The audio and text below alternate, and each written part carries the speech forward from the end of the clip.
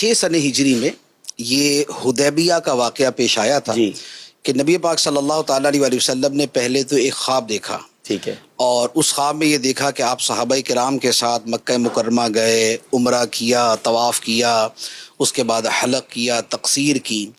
تو نبی پاک علیہ الصلوۃ والسلام نے یہ خواب صحابہ کرام سے بیان فرمایا تھا، تو سارے خوش ہو گئے کیونکہ ہجرت کے بعد سے لے کے مکہ مکرمہ مسلمانوں کا جانا نہیں ہو رہا تھا. تو اب وہ وہ اس سال پھر نبی پاک علیہ الصلوۃ والسلام 1400 یا 1500 صحابہ کرام کے ساتھ آپ مکہ مکرمہ کی طرف گئے، لیکن مکہ مکرمہ سے پہلے حدیبیہ کے مقام پہ کفار نے روک دیا اور انہوں نے عمرے کی اجازت نہیں دی، اور وہاں پر پھر صلح حدیبیہ ہوئی جس کا ایک اپنا طویل واقعہ ہے.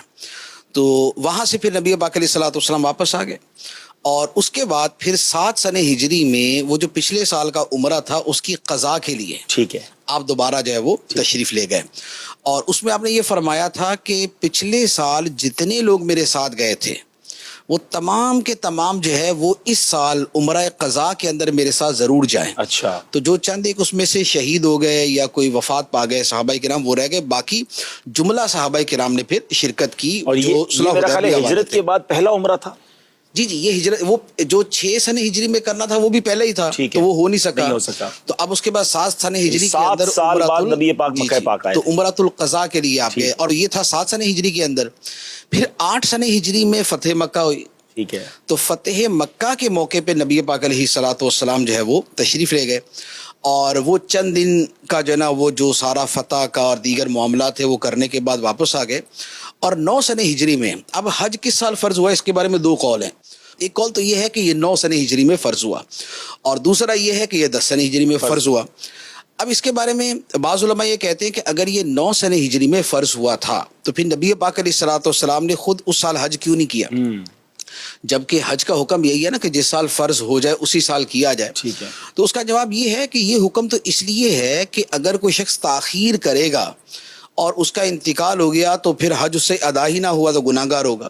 لیکن نبی پاک صلی اللہ تعالیٰ علیہ وآلہ وسلم کو تو اپنی وصال مبارک کا پتہ تھا سبحان اللہ، کہ اگلے سال حج کے موقع پر جو ہے وہ میں یہاں پر موجود ہوں گا، میں حج کروں گا. تو اس لیے حج 9 سن ہجری میں فرض ہو گیا تھا، لیکن نبی پاک علیہ الصلوۃ والسلام 10 میں گئے. لیکن ایک قول یہ ہے کہ 10 سن ہجری میں ہی حج فرض ہوا.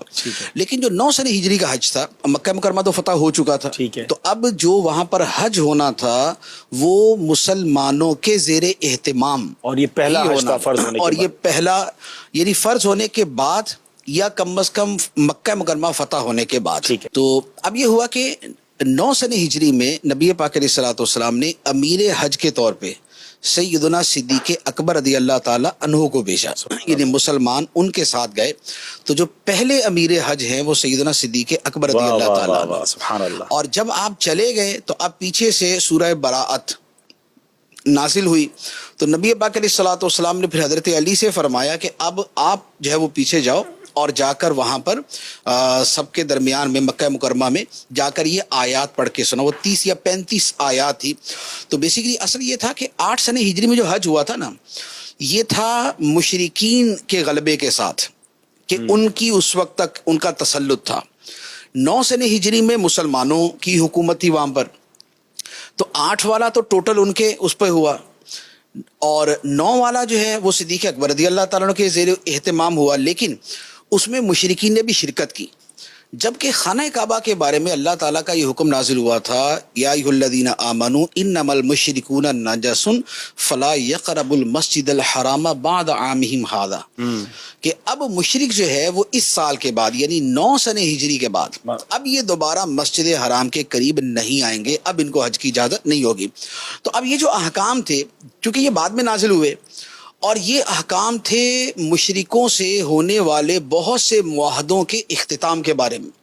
اور ایک بہت ایکسٹرا آرڈنری حکم تھا یہ کہ جس میں ٹوٹل جو ہے وہ مشرکوں کو منع کر دیا گیا کہ وہ حج نہیں کریں گے. تو اب اہل عرب کا طریقہ یہ تھا کہ یا تو جو اصل حکمران ہے وہ یہ اعلان کرے، یا جو اس کا قریبی رشتہ دار ہے وہ اعلان کرے. تو پھر نبی پاک علیہ الصلوۃ والسلام نے مولا علی رضی اللہ تعالیٰ عنہ کو بھیجا کہ آپ جا کر جو ہے وہ یہ اعلان کریں، اور اپنی اونٹنی ادوبا جو ہے وہ نبی پاک علیہ الصلوۃ والسلام نے عطا فرمائی، اس پر بیٹھ کے مولا علی گئے. اور جب وہاں پر حج کے میدان میں حضرت صدیق اکبر رضی اللہ تعالیٰ عنہ پہنچے تو پیچھے سے نبی پاک علیہ الصلوۃ والسلام کی اونٹنی کی آواز آئی. تو آپ تو فوراً چونکے کہ سرکار کی اونٹنی ہے تو اس کا مطلب سرکار تشریف لے آئے.